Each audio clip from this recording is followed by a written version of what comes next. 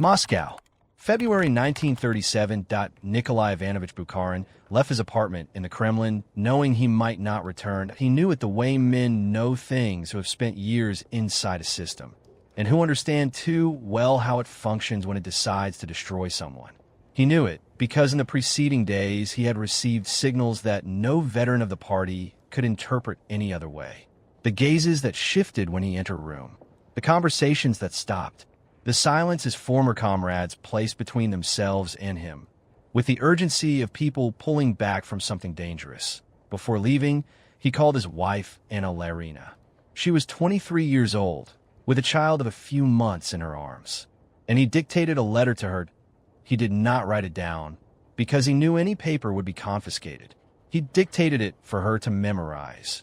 Word for word at it was his political testament, the message he wanted to reach future generations of communists when time would put things in their right place, when the truth could be spoken without the speaking of it costing a life.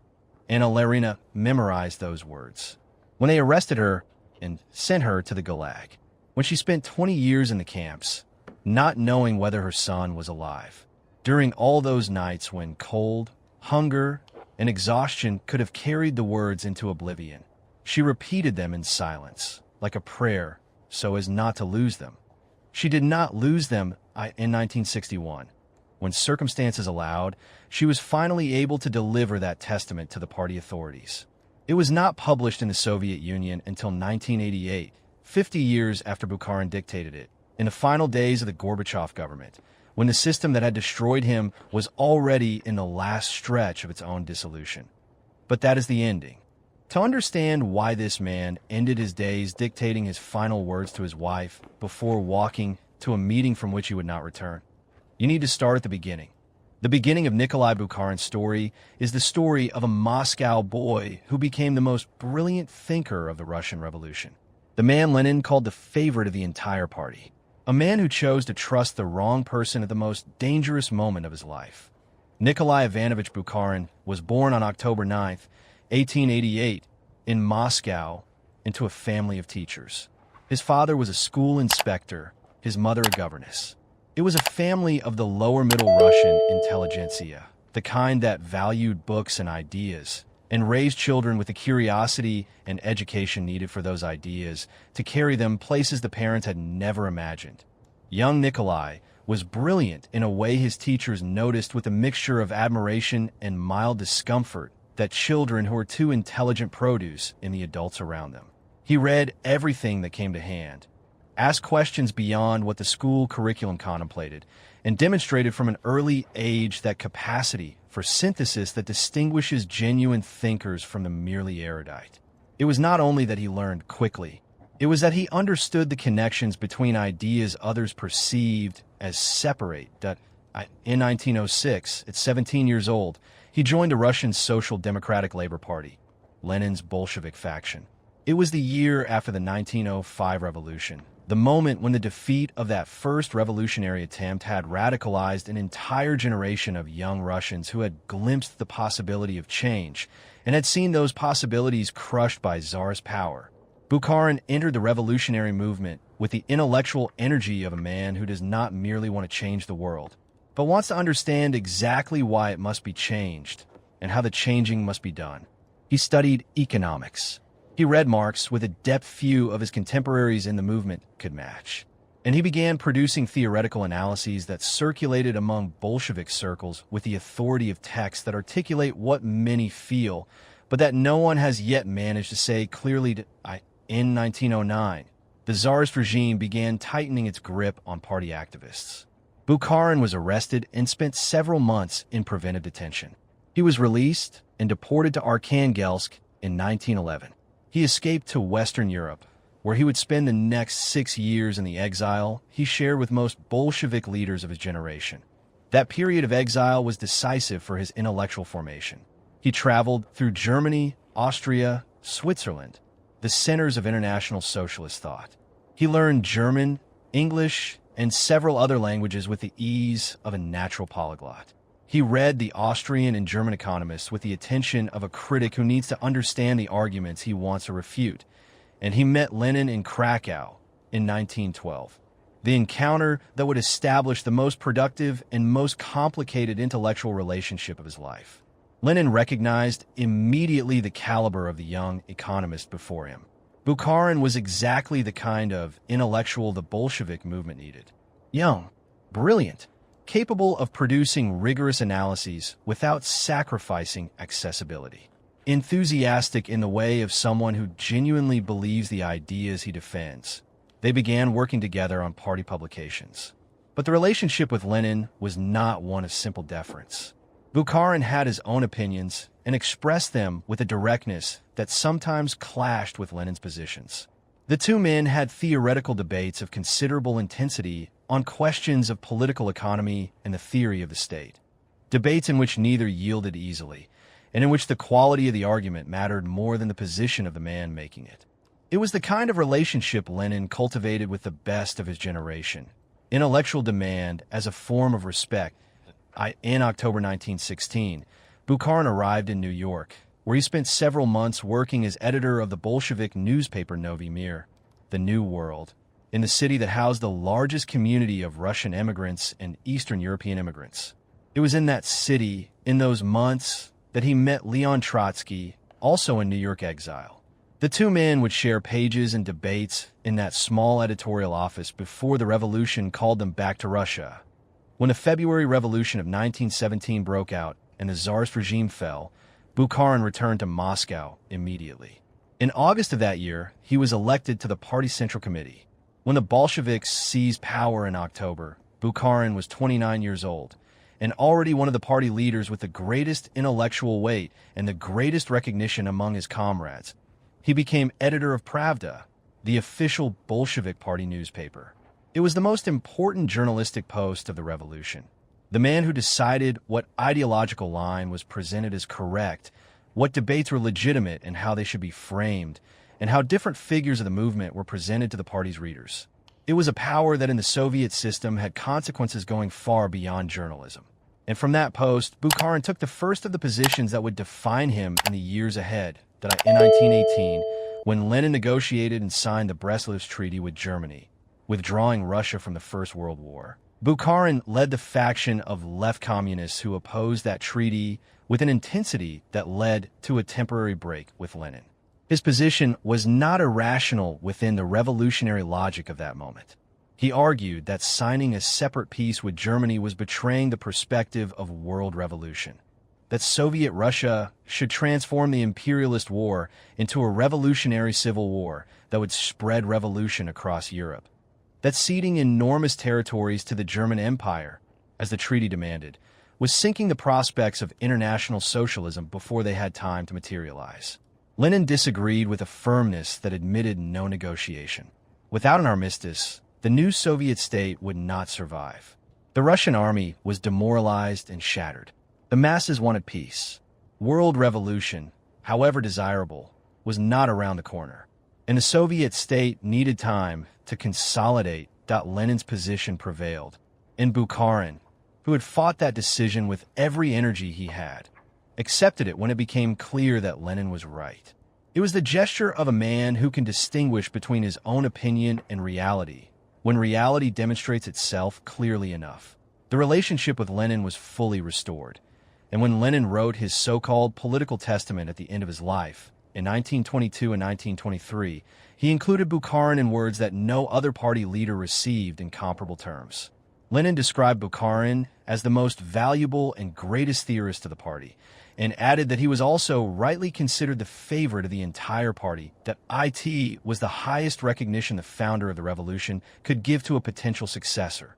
Lenin died in January 1924. Bukharin was 35 years old, one of the youngest and most brilliant members of the Politburo. The succession struggle that followed involved the men Lenin's testament had identified as the principal candidates. Trotsky, with his enormous prestige as organizer of the Red Army during the Civil War. Zinoviev, who controlled the executive committee of the Communist International and had a power base in Leningrad. Kamenev, who had been Lenin's companion in the hardest years and was seen as one of the party's most sensible leaders. And Stalin, who controlled the party secretariat and whom his rivals consistently underestimated until it was too late. Bukharin aligned with Stalin in the initial succession struggle. The alliance had its logic. Both Bukharin and Stalin defended the continuation of the new economic policy. The system of relative economic openness Lenin had introduced in 1921 to recover an economy devastated by civil war, which permitted a degree of private initiative in agriculture and small trade. The alliance between Bukharin and Stalin defeated Trotsky first, then Zinoviev and Kamenev. Bukharin provided the ideological cover, the theoretical arguments that justified each step in the political destruction of the opponents. Stalin provided the organizational machinery that converted those arguments into party decisions. That it was the perfect alliance between the theorist and the organizer, between the man of ideas and the man of apparatus. And it was also, in hindsight, the most dangerous alliance Bukharin could have formed, because the man with whom he had built it was exactly the man he should have protected himself from the very beginning. In those years, Bukharin developed to the fullest the political vision that distinguished him from every other Soviet leader of his generation. The conviction that socialism could and should be built in a way that did not destroy society in the process. His most well-known formulation, addressed to Soviet peasants, was the slogan that they should enrich themselves, that socialism and rural prosperity could coexist, that the road to communism did not have to run through the ruin of the countryside or through violence against those who produced the food that it was a vision his critics, including those he had helped to destroy politically, called opportunist and class collaborationist. It was also a vision that for the millions of Soviet peasants living under the threat of forced collectivization represented the only alternative the Soviet system placed on the table to avoid disaster. Bukharin knew this, and he knew it with a clarity that increased at exactly the same rate as his capacity to defend it diminished. The turning point came in 1928, when Stalin, who had used the alliance with Bukharin to liquidate all his previous rivals, decided he no longer needed that alliance, and that the moment to implement forced collectivization had arrived. The first signal came with the grain crisis of 1927 and 1928, when peasants, anticipating that the state would confiscate their harvests at below market prices, began holding back grain rather than selling it. Stalin interpreted that phenomenon not as the predictable result of an incorrect pricing policy, but as class sabotage by the kulaks, the relatively more prosperous peasants, and proposed a response that interpretation made inevitable. Forced collectivization and the crushing of the kulak as a class. Bukharin opposed it. He opposed it with all the clarity and all the urgency of someone who sees disaster approaching and still believes he can stop it with the right argument. He wrote articles and delivered speeches in the Politburo. He explained, with an economist's precision, the consequences forced collectivization would have on agricultural production and on the relationship between the workers' state and the peasantry, which was the social foundation of that state. He was not heard. And then, in July 1928, he committed the error Stalin had been waiting for.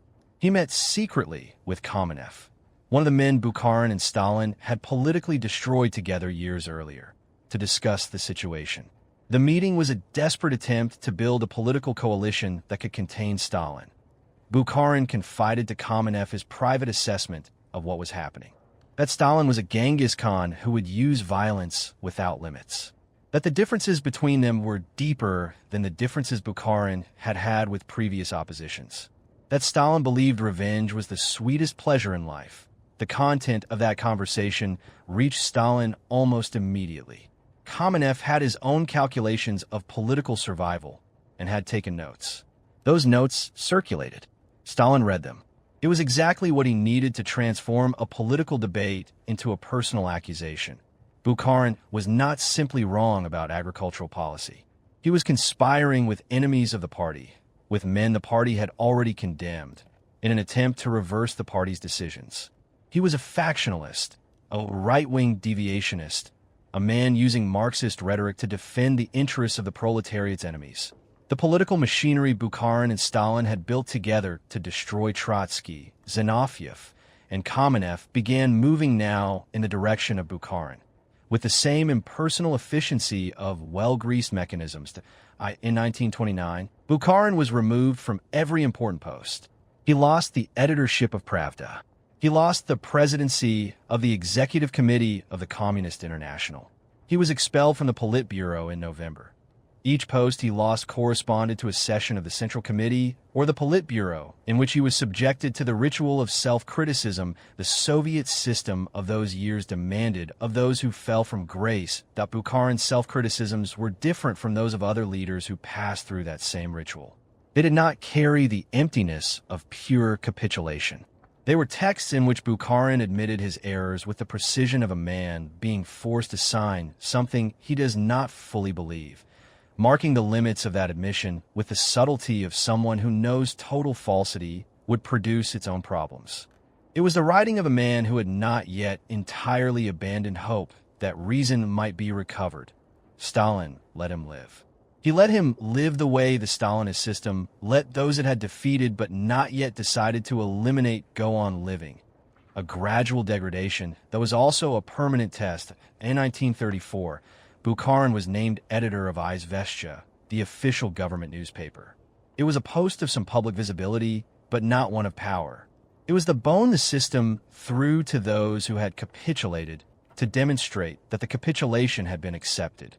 Bukharin used that post with the discretion of someone who knows that any excess in any direction could have unpredictable consequences. In 1936, he participated in the commission that drafted the new Soviet constitution.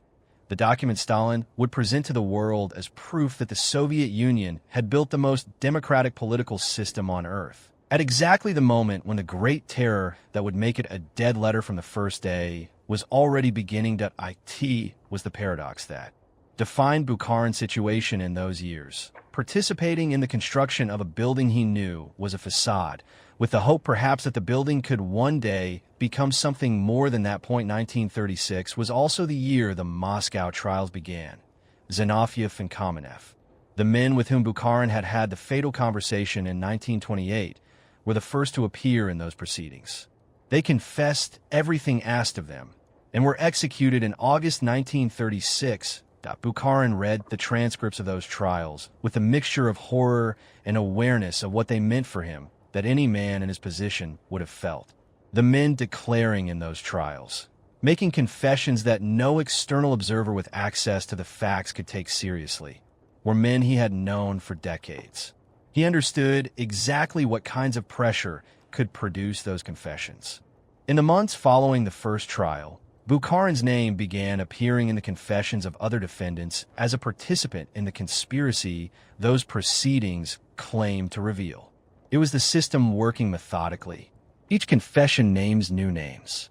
Each new name is brought to confess. Each new confession names additional names. It was the perfect machinery for producing guilt without the need for evidence. Bukharin attempted the impossible, to publicly refute the accusations without abandoning the loyalty to the party that, in his conception, remained the only possibility that things might improve. In December 1936, after his name appeared prominently in the confessions of the second trial, he wrote to the Central Committee denying the accusations and launching a hunger strike in protest at the charges being formulated against him. The hunger strike was answered by Stalin in the most calculated manner possible. He sent him a personal note urging him to abandon it. Stalin's personal note was a double-edged instrument. It was the gesture of someone who still treats you as someone of importance. And it was also the signal that the next step would depend on what you did in response to that gesture. Bukharin abandoned the hunger strike. He was arrested in February 1937, following a Central Committee plenum session in which he was formally expelled from the party. And during the months that followed, in the interrogation session Soviet archives document with a precision historians took decades to be able to study, Bukharin experienced exactly what the system had designed to produce the confessions it needed. The techniques the Soviet security apparatus used in those years to extract confessions did not rely exclusively on physical violence, though physical violence was present. They relied on something more effective: the threat against those the accused loved. Bukharin had a young wife and a child of a few months. When the interrogators presented that reality to him with sufficient clarity, Bukharin began conceding in confessions with nuances and restrictions, which historians who have studied the trial records have examined with close attention, but with the general direction the system required. The explanation Bukharin himself gave, through his wife, for the partial cooperation that ultimately produced the trial's confessions was more complex than simple surrender under pressure. Bukharin believed, according to Anna Larina's memoirs, that if the party eventually recognized its errors, if the future he had dedicated his life to building arrived with some of the characteristics he had imagined, then the confessions could be revisited and the truth could be told. He was betting the future against the present. It was the wager of a man who still believes in the institution destroying him. The Third Moscow trial began on March 2nd, 1938. Bukharin was the most prominent defendant among the 21 men appearing before the Military Supreme Tribunal. The charges included espionage for foreign powers, organizing terrorist acts against Soviet leadership, attempting to assassinate Lenin in 1918, sabotaging the Soviet economy, and planning a coup with the support of foreign powers. They were accusations no serious external observer took as true. Western journalists who covered the trial, some of whom had been sympathizers of the Soviet experiment, left the sessions with the certainty of having witnessed something designed to produce a predetermined outcome. But Bukharin's behavior in the trial was more complex than that of defendants in the previous proceedings. He admitted general responsibility for the political bloc he was accused of forming. But on the specific details of the most serious crimes, on the concrete acts of terrorism and espionage, he retreated with a consistency that prosecutors and judges had difficulty overcoming. He questioned the logical contradictions in the accusations. He pointed to the absurdities of certain charges with the precision of a theorist who remains a theorist even in the dock. Andrei Vyshinsky, the prosecutor who had built his career in those years on the skill of extracting confessions and converting them into convictions, had to work harder in Bukharin's trial than in any other proceeding he supervised in that period. Bukharin, accused, was still an intellectually superior figure to most of those in the room, and he used that superiority until the last moment he could in his final statement. Delivered on March 12, 1938, Bukharin said something that has remained in the historical record with the density of phrases that contain more than they say at the surface. He said he recognized himself as responsible for the crime of having contributed to the degeneration of the system, not for the specific crimes imputed to him, and that he believed the history of the party would ultimately wash even those who, like him, had committed the error of not seeing in time where the roads they had chosen were leading to. It was the speech of a man who keeps believing in the revolution while the revolution kills him, that on March 13, 1938, the Military Supreme Tribunal read the verdict. Guilty on all charges. The sentence was death, with the confiscation of all personal property. Nikolai Ivanovich Bukharin was executed on March 15, 1938. He was 49 years old. Anna Larina was arrested after the trial and sent to the Gulag, where she spent 20 years. Her son Yuri was handed over to an orphanage, raised under a false name, not knowing who his father was.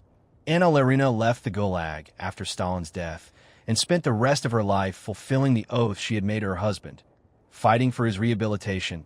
In 1961, she was finally able to deliver the testament she had memorized to party authorities.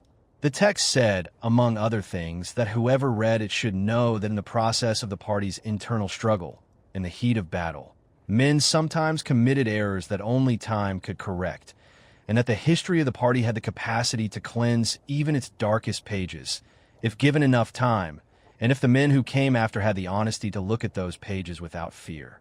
The testament was not published in the Soviet Union in 1961. It was archived in 1988. 50 years after his execution, Mikhail Gorbachev declared that Bukharin was innocent of every charge brought against him in the 1938 trial. The Supreme Tribunal annulled the conviction. The Communist Party rehabilitated him as a member. The theoretical works Bukharin had written, which had been banned for 50 years, began to circulate again. It was the vindication Bukharin had predicted would come. It came 50 years later, and 3 years before the system that had killed him ceased to exist. Anna Larina lived to see that rehabilitation.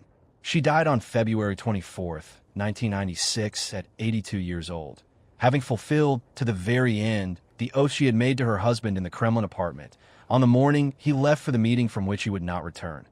The story of Nikolai Bukharin is one of the most tragic in the entire Russian Revolution, because it is the story of a man not destroyed for being an enemy of the system, but for being exactly what the system claimed to want, an honest thinker, a rigorous theorist, a leader who believed the ideas he defended, and who paid the consequences of his errors without trying to conceal them behind rhetoric. He was the favorite of the entire party. He was the man whose clearest ideas about building socialism without destroying society in the process would have produced, had they prevailed, a radically different Soviet history. He was the man who chose to trust Stalin, when trusting Stalin was the mistake that admitted of no correction. There's also in Bukharin's life a personal quality his contemporaries, even those who were his political adversaries, recognized consistently. His intellectual generosity, his capacity to find what was valuable in ideas different from his own, his willingness to engage in genuine debate rather than positional combat. He was the man who in party debates listened before responding, who acknowledged valid points and arguments he was refuting, who treated ideas as instruments of understanding rather than weapons. There's also in Bukharin's life a personal quality his contemporaries, even those who were his political adversaries, recognized consistently. His intellectual generosity, his capacity to find what was valuable in ideas different from his own, his willingness to engage in genuine debate rather than positional combat. He was the man who in party debates listened before responding, who acknowledged valid points and arguments he was refuting, who treated ideas as instruments of understanding rather than weapons. That he was also the most intellectually prolific figure of the first Bolshevik generation.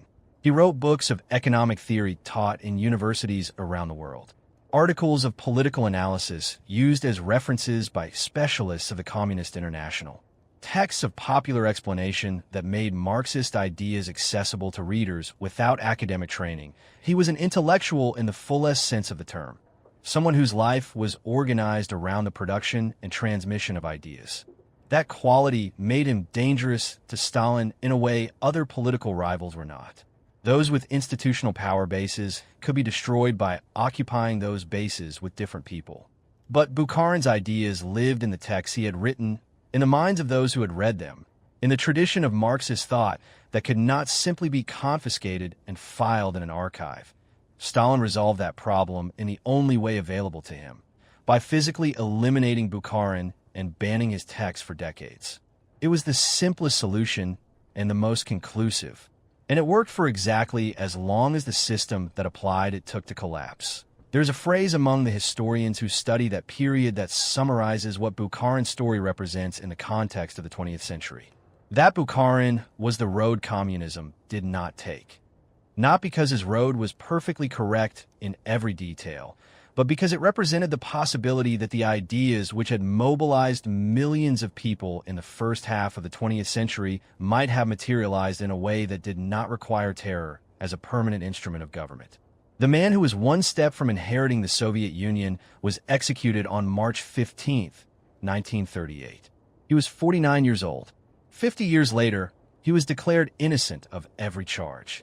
It was too late for him that it was not too late for his ideas to return to the light, and his wife Anna, who had memorized his last words so they would not be lost, lived to see that moment.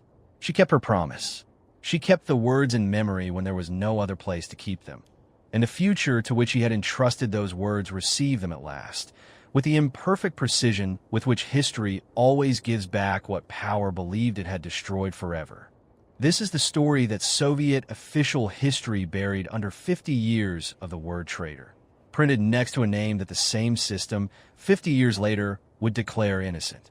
The story of a man who memorized nothing because he had everything published, and whose wife had to become the library that kept his final words alive. The story of the favorite of the entire party, destroyed not by an enemy, but by the ally he trusted most with the machinery they built together. If this story reached you, if it made you feel the full weight of what it means when a revolution devours the man who most believed in what it was supposed to become, then you already understand why the fall of power exists. This channel was built for exactly these stories. The ones where the accused is more coherent than the prosecutor. The ones where the testament survives 20 years in a labor camp, whispered in the dark to preserve it. The ones where the vindication arrives 50 years late, 3 years before the system itself is gone, as if history needed to wait until there was almost no one left to punish for the correction. Subscribe to The Fall of Power right now. Leave a like if this story deserved to be told in full. Share it with someone who thinks they know how the Russian Revolution ended. And drop your thoughts in the comments, because the question of whether Bukharin's path could have saved the Soviet project from itself is one historians still argue about, and may argue about forever. Activate the notification bell, because the next file is already open, and what it reveals will make you question everything you thought you knew about the price of believing in a revolution that doesn't believe in you back. The archive does not close.